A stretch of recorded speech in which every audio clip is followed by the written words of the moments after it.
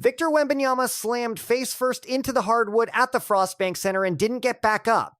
Only one day after becoming the youngest unanimous Defensive Player of the Year in NBA history, the 7'4" star of the San Antonio Spurs was pulled for concussion protocol during Game 2 of the NBA playoffs. Now, the entire situation is becoming even more frightening. His condition is reportedly getting worse, and he apparently broke down on the court with a reaction that terrified everyone watching. Tuesday night, April 21st, 2026, the Spurs are facing the Portland Trailblazers in Game 2 of their Western Conference opening round series. San Antonio is back in the postseason for the first time since 2019, and the vibe inside the Frostbank Center is more intense than it's been in years. Just 2 days ago, Wemby dropped 35 points while shooting 13 for 21 and hitting 5 big threes in a massive 119-98 win, setting a Spurs franchise record for most points in a playoff debut. The arena was electric, the city had faith, and Wembanyama was proving he's built for the postseason. When the lights got brighter, he played even better. Then, with 8 minutes 57 seconds left in the half, Wembanyama lost his balance and took a brutal fall after Blazers guard Drew Holiday fouled him.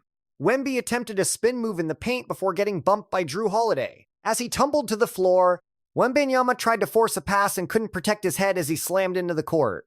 Most players tuck their chin or use their arms to brace for impact, but when you're 7'4" and instinctively prioritize the basketball over your own safety, there's nothing to stop the fall. Wembanyama's face hit the hardwood with terrifying force. His jaw smacked against the floor, and for a second, the whole world stopped. The crowd went dead silent as both benches stood up in shock.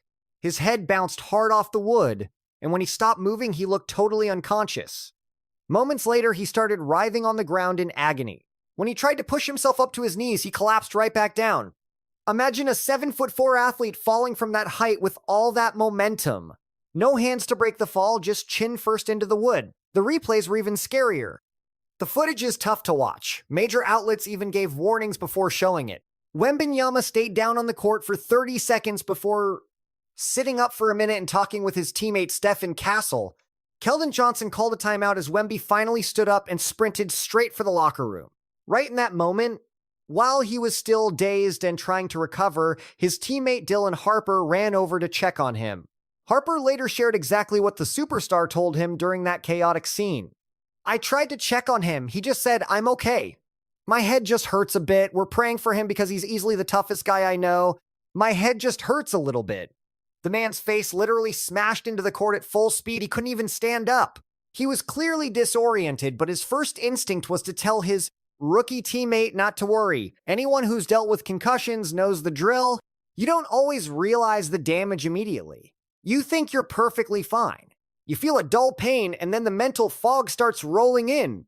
Wembanyama entered concussion protocol immediately and sat out the rest of the game, a tight 106-103 Spurs loss. The playoff series was now locked at 1-1. Forget matchups or strategy. The biggest question in the NBA was simply whether Victor Wembanyama was going to be okay. To really grasp the weight of Tuesday night, you have to look back at how Monday started. Just 24 hours before Wembanyama hit the hardwood, he stood at a podium accepting one of the most prestigious honors in the history of basketball. The 22-year-old Spurs star became the youngest Defensive Player of the Year ever and the very first unanimous winner. He made history by sweeping the award, securing every single one of the 100 first-place votes. Not a single voter thought anyone else was better.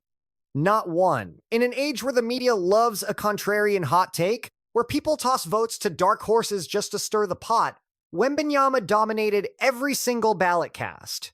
That has never happened in the 40-plus year history of the Defensive Player of the Year award. Wembanyama joins David Robinson and Michael Jordan as the only stars to win both Rookie of the Year and DPOY. And here is the part that feels completely absurd. No player in the last 50 seasons has won 2 awards unanimously. Wembanyama took home Rookie of the Year unanimously in 2024. And now he has repeated that feat with Defensive Player of the Year. He is currently in a category that has only one name in it, his own. His defensive stats this season were absolutely staggering. He averaged 25 points, 11.5 rebounds, and a league-best 3.1 blocks. He topped the league with 197 blocks, 44 more than Jay Huff in second place. This marks the third straight year Wembanyama has averaged over 3 blocks per game to start his career.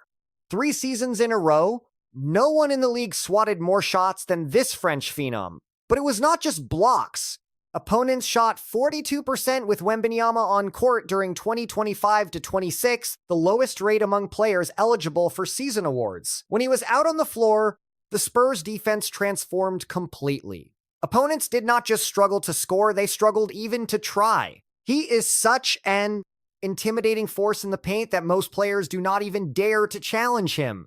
And this DPOY win was just the appetizer. Wembanyama is also an MVP finalist.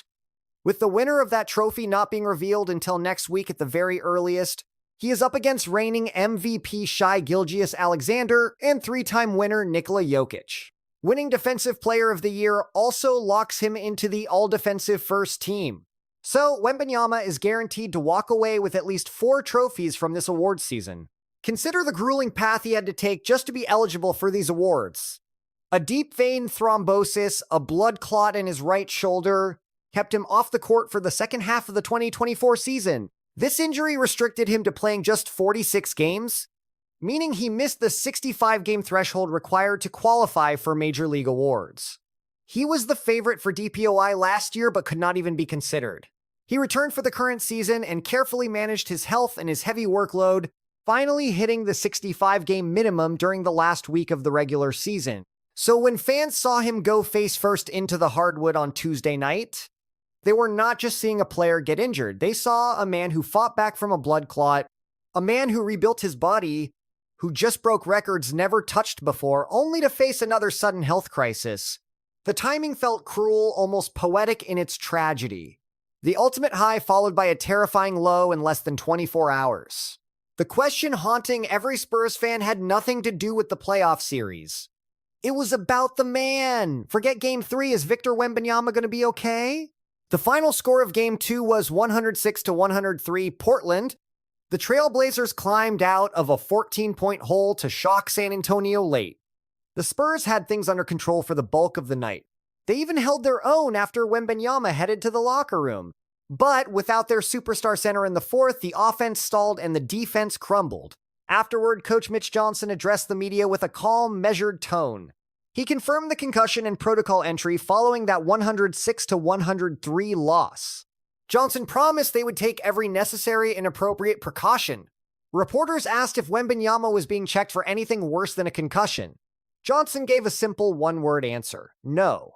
That single word was the only bright spot for the Spurs all evening. No fractures, no neck injury, no hospital, stayed just a standard concussion. Still, losing Wembanyama for long would be a massive blow for San Antonio. They earned the league's second-best record behind their 7'4" French phenomenon. The Spurs went 62-20 this season, their best since 2015-16. The engine driving that success was now sitting alone in a dark room. He was somewhere inside the Frostbank Center just trying to clear his head.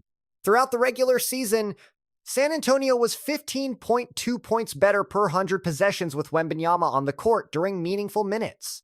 15.2. That isn't just a gap, it's a massive canyon. That is the difference between an elite contender and a lottery team. With Wembanyama active, the Spurs are a juggernaut in the basketball world. Without him, they are mediocre at best. The locker room felt that void instantly. Devin Vassell took the podium after the loss, trying to motivate his teammates. He told the press that everyone has to step up for Victor now. They've played without him before, and it has to be a next man up mentality. Everyone needs to do more. That is a massive hole to fill. We can't let this break us. Vassell was blunt but clearly determined. He wasn't lying to anyone. He knew exactly what every NBA fan knew. Replacing a talent like Victor Wembanyama is not just about a lineup change. You don't just replace a 7'4" unicorn who blocks everything. He hits threes and creates for everyone around him. He changes the entire geometry of the game. You just can't replace that. Luke Kornet took over at center, finishing the night with 10 points and 9 rebounds in 28 minutes of action. Kornet played his heart out, and he deserves real credit. That is a brutal spot to be thrown into. He replaced the most dominant force in the series. Biyombo, Plumlee, and Olynyk may all see more action now. All of them could be called upon while Wembanyama is sidelined. Rookie Stephen Castle led the team with 18 total points. Devin Vell notched a double-double, finishing with 16 points and a career-best 12 rebounds. De'Aaron Fox added 17, but the offense stalled out in the clutch. They just could not find a rhythm without the gravity Wembanyama provides. People keep talking about gravity with Wembanyama. He literally bends the game around him. The defense collapses and help arrives early. Without him, the whole floor shrinks.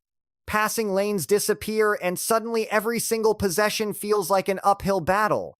Even the Blazers felt the weight of that specific moment. Portland coach Tiago Splitter, a former Spur himself, shared his thoughts after the buzzer. It was scary, he said. Those images were rough. When an opposing coach calls it scary, you know this is bigger than basketball. That is just one human being showing real concern for another person's health. Rivals or not, Vell said he hasn't spoken to Wembanyama since the final whistle. We will definitely check in on him. We are keeping him in our prayers. We just want him healthy. Game 3 doesn't matter. It is not about the series. We just want him to be okay. That says everything about the Spurs' mindset once that game finally came to an end. Now things move from the emotional side to the actual league procedure. The NBA follows a very specific and strictly conservative protocol for concussions. There is a good reason. Head injuries are not like a sore knee or a sprain. You can't just throw ice on it and play through the pain. The brain is different. A concussion is basically a mild traumatic brain injury. That is according to Dr. Ali Safi from University Health's Neuro 1 CU. That word mild is just medical terminology. It does not mean the impact is small. Concussions exist on a very broad spectrum. Some are minor and the symptoms clear up in just a few minutes. Others are more severe, lasting for 2 or 3 days at a time. Common signs include feeling foggy or dealing with constant headaches. Safi noted that serious signs like nausea or vomiting require immediate attention from a doctor. Under NBA rules, a player cannot return to play for 48 hours after the initial injury, but they can start light activity after 24 hours if they feel okay. The official policy states that if a player might have a concussion, they leave. They must be removed from participation. Even if a concussion is not officially diagnosed right away, the team's medical staff still has to monitor them closely. If they are diagnosed, they stay out 48 hours and must complete the full NBA return-to-play process. This is a series of steps involving increased exertion like stationary bikes, jogging, and non-contact drills. So, what does the timeline look like? Game 3 is this Friday in Portland. It seems unlikely that Wembanyama will be cleared by then.